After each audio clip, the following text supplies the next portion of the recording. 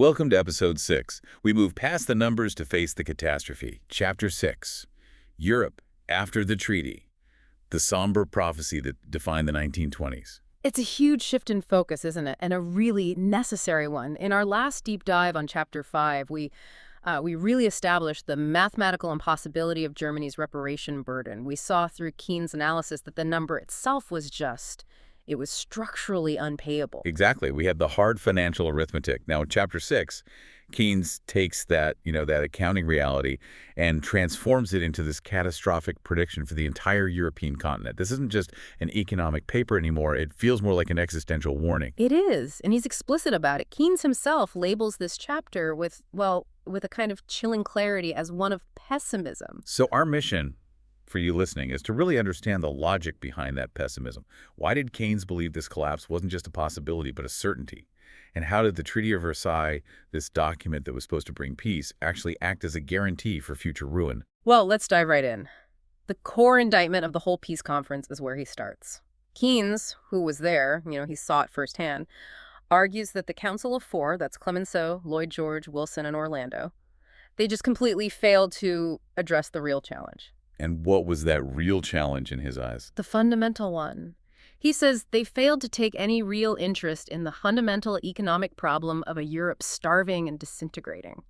That, for Keynes, was the only question that should have mattered in 1919, but he says they found it, and this is his phrase, impossible to awake the interest of the leaders. They were just too consumed with their own domestic politics and short-term goals. Completely. And those goals were often at odds with each other. You had Clemenceau for France, who was driven by this almost visceral, singular objective to crush the economic life of his enemy, Germany.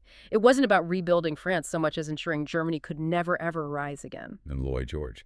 He was in a different bind, right? Yeah. A political one. He was tied to his election promises back home in Britain. He'd campaigned on a platform of making Germany pay, famously promising to squeeze Germany until the pipsqueak, so he had to bring something back for his voters. So the peace conference wasn't about reconstruction at all. It was, in a way, just domestic politics played out on an international stage. That's it, exactly. And the most damning consequence of this myopia is that the Treaty of Versailles contained, and this is staggering, no provisions whatsoever for the economic rehabilitation of Europe. Nothing. Not a thing. I mean, think about it. You have hundreds of millions of people, shattered economies, brand new nations popping up with no infrastructure, and the treaty that's supposed to solve all this offers nothing to help. So nothing to stabilize these new countries, nothing to bring Russia back into the fold of trade, and nothing really concrete to fix the finances of their own allies, like France and Italy, who are also in chaos. Precisely. It was a treaty written by politicians who were obsessed with drawing lines on maps and scoring points through symbolic revenge. They were completely blind to the economic reality, to the deep interdependence of the entire continent. For Keynes, this was the original sin, the fundamental error that guaranteed that even though the fighting had stopped, the process of disintegration would just continue, only this time by economic means. To really get a sense of the scale of this disaster that Keynes saw coming, we need to rewind a bit. We have to remember the central argument of his Chapter 2. He paints this picture of pre-war Europe's prosperity as something very complicated and artificial. It wasn't natural. That context is absolutely vital. Europe, with its incredibly dense population, we're talking about 300 million people across the main empires back then, was an anomaly. Those populations could only exist because of this extremely fragile economic mechanism. The war didn't just damage it. The treaty made sure it could never be put back together. Okay, so let's break down the two main pillars of that artificial system. The first one is, well, it's a bit counterintuitive for us today. It's this reliance on capital accumulation that was actually driven by inequality. It sounds strange, doesn't it? But the whole system of social and economic stability relied on a kind of invisible faith. The capitalist class, the wealthy, they had this deep psychological confidence to save and invest on a massive scale. Yes, they enjoyed luxuries, but they weren't just maximizing their current spending. They truly believed in the future. They believed their savings would grow.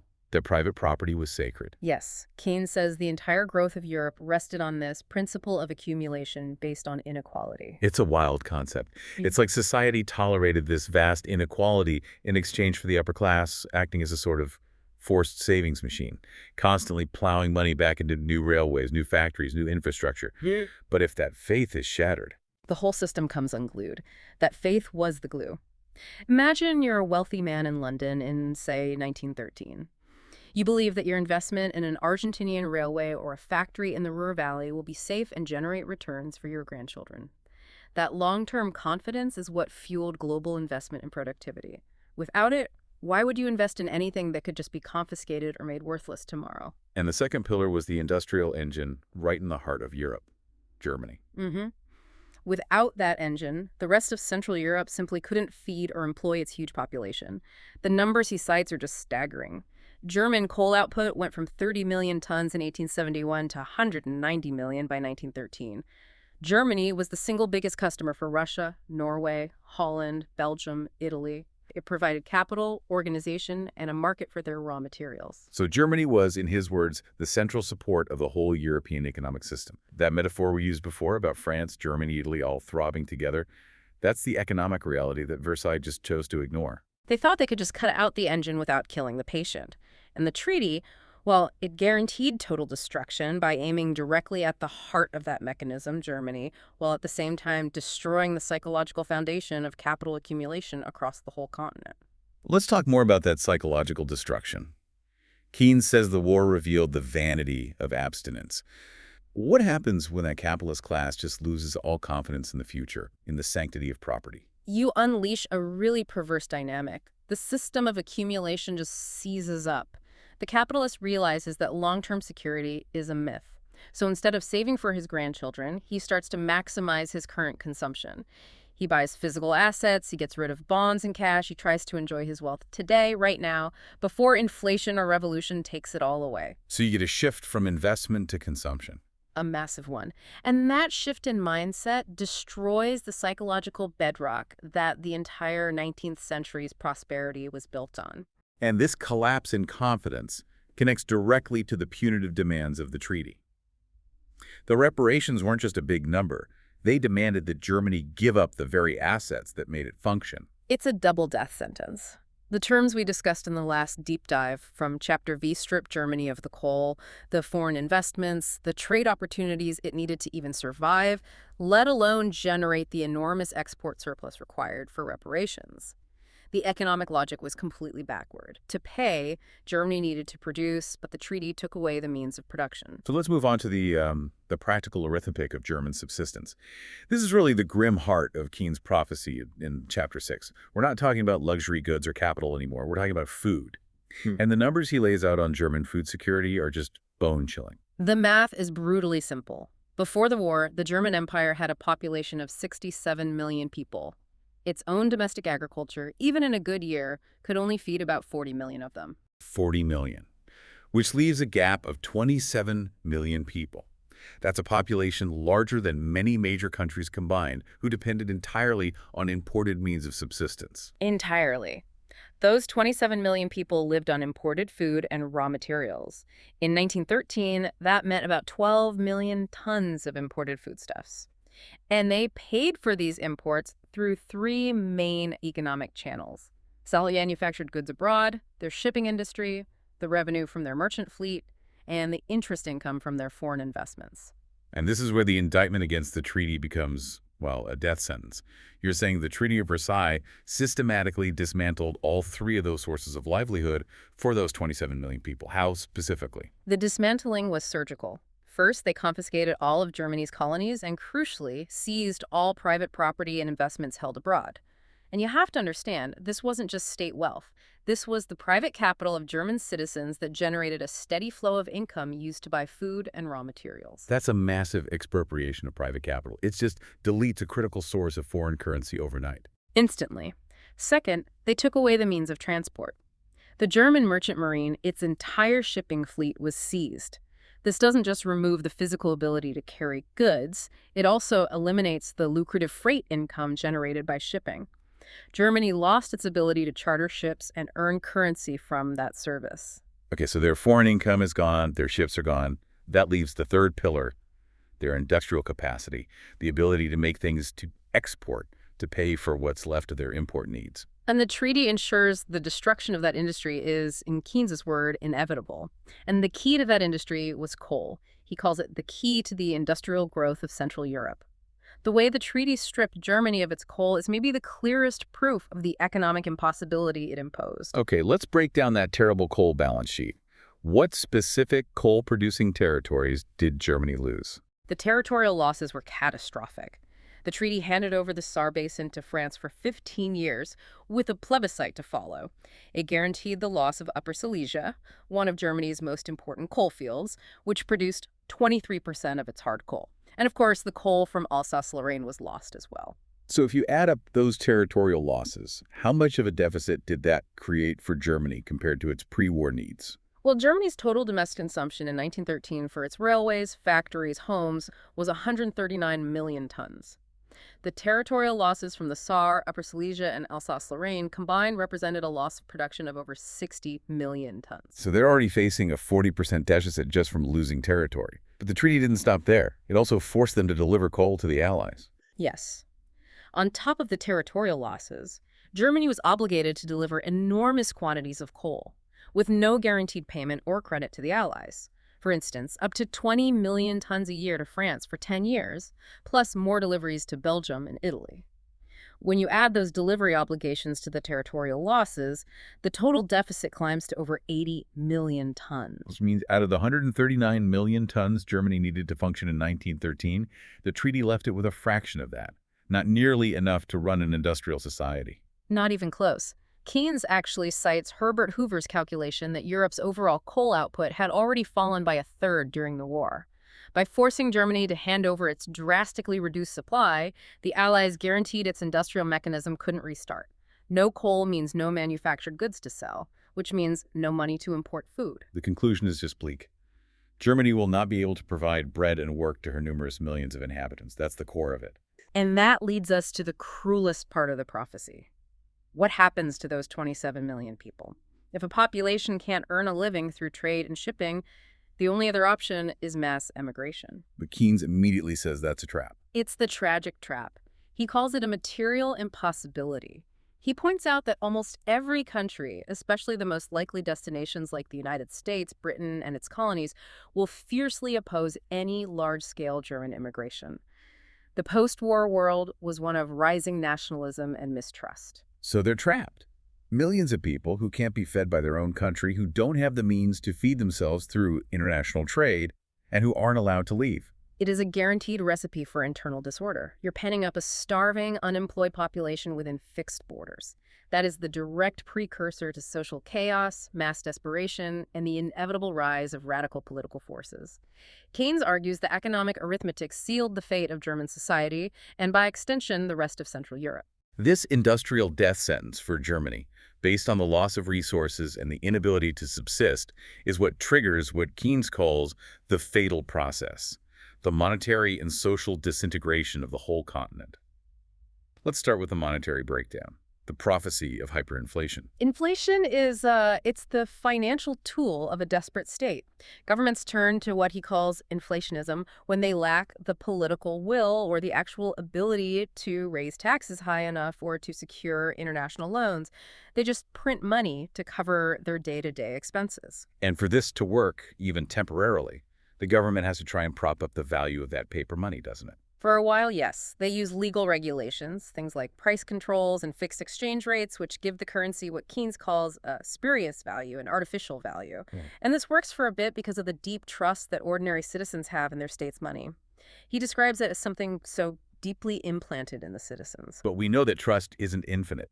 What happens when the public finally realizes that the paper money is a financial fraud? The whole system just implodes. The spurious value evaporates. People finally understand that the money is just worthless paper. And crucially, production grinds to a halt. I mean, why would anyone work hard to exchange the fruits of their labor for a piece of paper they know will be devalued or worthless tomorrow? So people they relax their efforts. If the payment is a sham, the work becomes a sham too. Exactly. The system degenerates into what he calls the waste and inefficiency of barter. You have to imagine the complexity of that. Instead of using a simple banknote to buy flour, a farmer now has to trade sacks of potatoes for tools or clothing. The exchange of goods loses its real relative value because the unit of account, the money, is dead. It's the final stage of economic decay. And Keynes adds that when governments try to fix this, By setting official exchange rates or controlling prices, they usually just make it worse by distorting the market signals even more. In his view, that kind of political intervention in a monetary crisis of this scale is almost always disastrous. It just accelerates the final decay. This monetary collapse then rips apart the social fabric and leads to mass misery. Who gets hit first and hardest in this inflationary process? The middle and working classes. No question. Anyone living on a fixed income, a pension, or who has built up modest savings, their entire lives are wiped out in a matter of months. Their savings become worthless, and their wages, even if they rise in name, always lag far behind prices. And the most visible sign of this social crisis across Europe was the widespread use of bread subsidies. Yes, governments were basically subsidizing the cost of living. It was a desperate measure to stave off mass starvation and immediate rioting. But Keynes sees it as the government trying to postpone its own insolvency by masking the true cost of essential goods.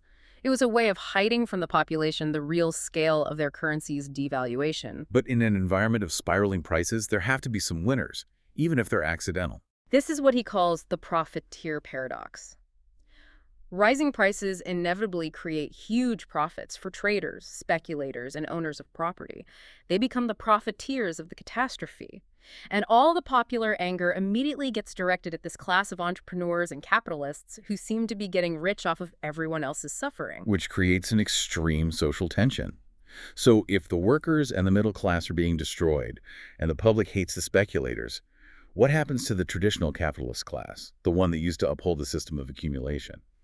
This is where Keynes makes his most pointed observation about the political dynamics of the collapse. The great capitalist class, the one that emerged triumphant from the 19th century industrial age, the class that had been the all-powerful master of the economy, suddenly becomes timid. Their confidence is shattered. They're terrified of confiscation and political chaos. They go from being confident masters to easy victims of political turmoil. Absolutely. Just 25 years earlier, this class believed in the absolute inviolability of private property. Now they're trembling at the prospect of being wiped out by inflation or overthrown by extremist political forces. Their ability and their will to invest and plan for the long term is it's annihilated.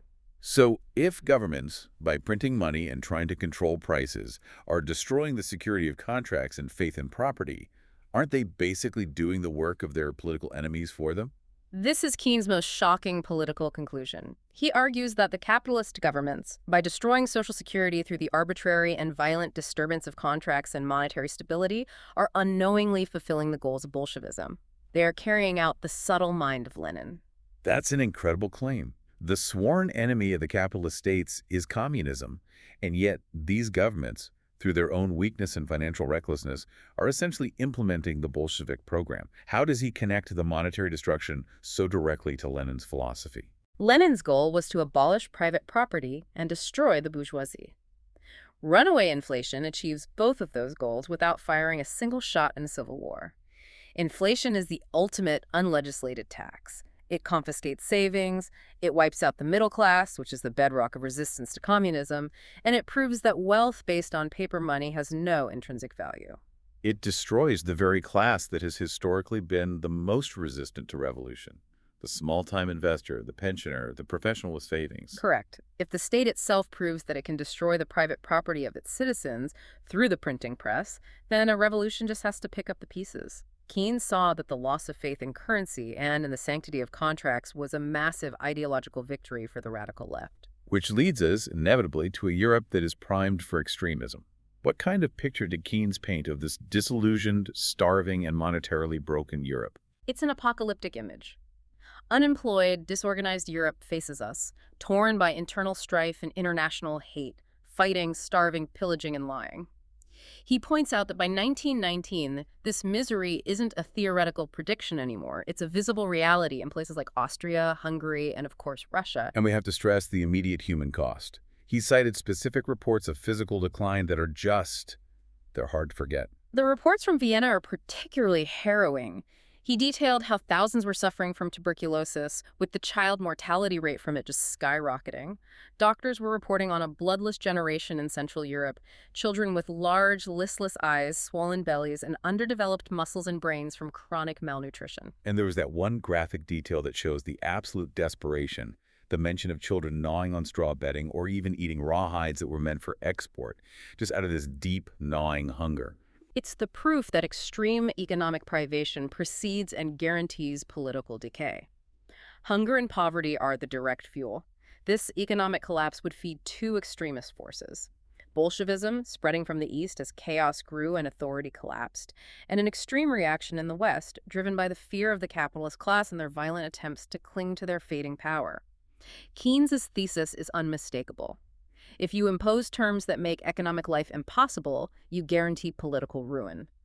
As we get to the final analysis of this prophecy, we have to hammer home this fundamental idea that the collapse isn't contained to Germany. This is a continental-scale catastrophe, which brings us right back to his initial thesis from Chapter 1. Europe is essentially one body. The interdependence is everything. France, Germany, Italy, Austria, and Holland, Russia and Romania and Poland throb together. Their civilization, their structure of life is shared. The great blunder of the Peace of Paris was this belief that the victorious nations like France and Italy could abuse their power to keep Germany and Austria-Hungary prostrate without inviting their own destruction also. They thought they could somehow insulate themselves from the economic disease they were engineering in the center. And they were profoundly wrong. The sources confirm the contagion was immediate. Countries like Italy were in desperate straits from debt, a reliance on imported raw materials, and crucially, currency depreciation. The lira had already lost half of its pre-war gold value. The entire continent was caught in this downward spiral. Which brings us back to the menace of inflationism. Keynes saw this not as some leftover problem from the war, but as a continuing phenomenon of the peace, one whose end was not yet in sight. All the factors we've laid out, the confiscation of capital, the loss of territory, the forced coal deliveries, the psychological breakdown of saving, and the monetary fraud, they all combine to create an inescapable economic trap. Europe simply cannot export enough goods to pay for the raw materials it needs to import. And without working capital, the cycle of exchange can't even restart. So the collapse Keynes is predicting isn't some dramatic sudden event like a stock market crash, but something much more insidious. It's a slow death. The result is a prolonged, grinding catastrophe, a long, silent process of semi-starvation and of a gradual, steady lowering of the standards of life and comfort. This bankruptcy and decay, if it's allowed to continue, will inevitably affect every single country. There is no escaping the reality of continental interdependence. This chapter, Chapter 6, it really encapsulates what is maybe the most profound realization in Keynes' entire critique. The treaty failed not because of some technicality, but because its very conception was flawed. It was written in a spirit of political vengeance and maneuvering, and it completely ignored the basic, interconnected laws of economic subsistence for an entire continent. It was a moral failure and an intellectual failure, and Keynes is scathing in his judgment of the victors. He concludes that history will have little reason to condone a war that was supposedly fought in defense of the sanctity of international agreements, when those very same victors, in peace, imposed impossible terms on a helpless enemy. They broke the very rules of good faith they claimed to be defending. It is astounding how the architects of the treaty could have been so blind to the societal collapse they were guaranteeing. They must have believed that the political structure could somehow contain or overpower the raw economic reality. But, as we've seen, the economy always wins. And that brings us to the final provocative question that Keynes leaves us with at the end of this devastating diagnosis. He states that if the Allies allow the economic ruin of Europe to proceed, then the revolution offers no prospect of improvement whatever. That's a grim conclusion. The impending revolution, which the economic chaos guarantees, isn't a salvation. It will only make the suffering even more widespread. There's no light at the end of that particular tunnel. Which forces us to ask the fundamental question. If destruction was inevitable under the treaty and revolution isn't the answer, what should they have done? How could this long, silent process of semi-starvation have been avoided? And that is the question that sets up the next and final stage of Keynes' book. We've completed his profound diagnosis of Europe's fatal trajectory. The arithmetic of ruin, the destruction of the delicate mechanism, the resulting hyperinflation and extremism. The stage is set for chaos. The analysis has been unrelenting, based, as he saw it, purely on economic facts, stripped of any political or moral illusion. Next time, we make a crucial turn. We move to the constructive, by examining the famous Chapter 7, where Keynes finally sets aside his critique of the past and lays out his bold plan to prevent the total systemic collapse he so vividly predicted here. It's vital to remember that while Chapter 6 is all pessimism, Chapter 7 holds out this one fragile hope that there might still be time to salvage something from the wreckage. Join us for Episode 7, the closure of this series, where we examine Chapter 7, the remedies.